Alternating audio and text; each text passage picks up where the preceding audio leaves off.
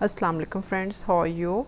I'm here with new sentences. I hope you will enjoy these sentences and you can speak these sentences with your friends, with your kids, with your brother, with your sister.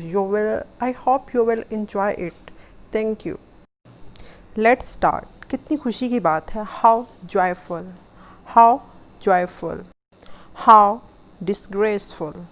कितनी बड़ी शर्मनाक बात है. How disgraceful. How disgraceful. तुम बात करने के लायक नहीं. You don't deserve talking. You don't deserve talking. तुम्हारे हाथ कैसे लगा.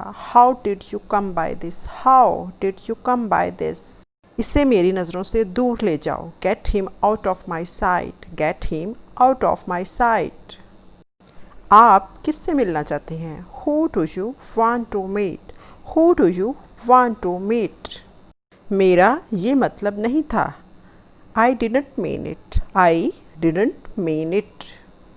मैं सिर्फ इसे नाम से जानता हूँ. I just know him by name. I just know him by name.